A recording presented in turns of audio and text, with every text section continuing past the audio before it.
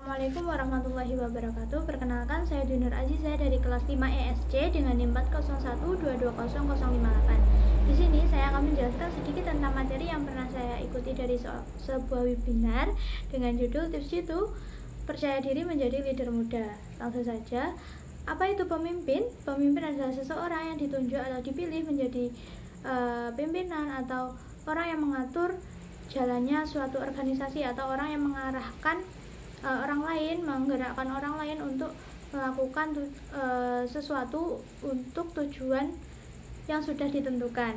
Dan kepemimpinan adalah proses di mana pemimpin itu mengatur orang lain untuk berjalan sesuai dengan tujuan yang sudah ditentukan. Jadi pemimpin itu adalah orangnya, sedangkan kepemimpinan adalah prosesnya atau kegiatannya. Lalu apa saja peran yang harus dimiliki atau dilakukan oleh pemimpin? Yang pertama yaitu mengkoordinasi orang lain atau anggotanya. Jadi seorang pemimpin itu harus mampu menggerakkan anggotanya, harus mampu mengontrol, memimpin ke anggotanya. Lalu yang kedua yaitu menciptakan lingkungan kerja yang kondusif sehingga para anggota tersebut nyaman dalam melaksanakan tugasnya sehingga mampu bertanggung jawab memberikan hasil yang maksimal untuk suatu organisasi. Lalu yang ketiga yaitu menjaga jalannya suatu organisasi sehingga dapat dengan efisien dan efektif mencapai tujuan yang sudah ditentukan tadi. Lalu yang keempat yaitu memastikan pencapaian atau target dari suatu organisasi. Jadi pemimpin itu harus mengontrol, memastikan bahwa target atau tujuan yang ingin dicapai tersebut dapat dicapai dengan cepat, dengan efektif, dengan efisien. Lalu yang terakhir yaitu mengidentifikasi dan mengembangkan potensi para anggotanya. Jadi pemimpin itu harus mengetahui, harus mengerti apa saja potensi yang terdapat dalam diri masing-masing anggotanya sehingga dapat dikembangkan kembali. Lalu selanjutnya yaitu kepemimpinan dalam diri sendiri. Jadi sebelum seorang pemimpin itu mengatur orang lain, dia harus bisa mengatur dirinya sendiri. Jadi pemimpin itu harus mengerti kelebihan dan kelemahannya sehingga dari hal tersebut mampu mengambil keputusan yang terbaik untuk organisasinya. Lalu yang kedua yaitu manajemen diri. Seorang pemimpin itu harus dapat mengontrol dirinya, harus dapat mengatur dirinya. Mengatur apa saja, mengatur waktunya, mengatur tanggung jawabnya, dan juga mengatur fokus apa yang harus dijalankan untuk kedepannya. Lalu yang ketiga yaitu open-minded. Jadi seorang pemimpin itu harus memiliki pikiran yang terbuka, harus mampu menerima segala masukan dari para anggotanya. Lalu yang keempat yaitu kreatif dan inovatif. Seorang pemimpin harus memberikan ide-ide baru untuk organisasinya untuk menjadi lebih maju lagi. Lalu manajemen kepemimpinan ada 4.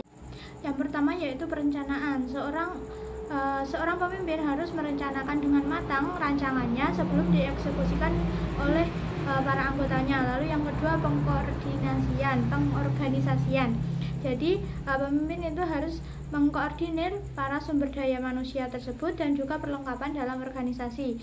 Lalu yang ketiga yaitu pengarahan. Pengarahan itu memberikan motivasi kepada para anggotanya misalnya. Lalu yang terakhir yaitu pengawasan. Seorang pemimpin itu harus mengawasi jalannya kegiatan itu tadi sehingga dapat dipastikan dapat mencapai target atau tujuan tersebut. Lalu tips percaya diri untuk menjadi leader muda. Menjadi pemimpin muda harus memerlukan kombinasi dari sikap, keterampilan, dan juga pengalaman. Beberapa tips yang dapat diberikan yaitu jadilah teladan. Walaupun kita itu masih muda, kita juga harus menjadi contoh untuk orang-orang lain atau bawahan-bawahan kita. Lalu yang kedua yaitu menjalin networking.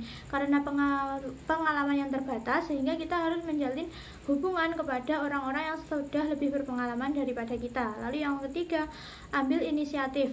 Karena kita itu orang muda, orang baru, kita harus berinisiatif. Hal apa yang mampu atau dapat kita kerjakan. Lalu yang keempat yaitu atasi rasa takut.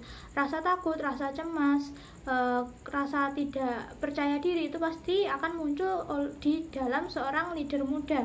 Jadi kita harus menghilangkan, harus mengatasi itu semua. Lalu yang terakhir yaitu mengembangkan keterampilan komunikasi.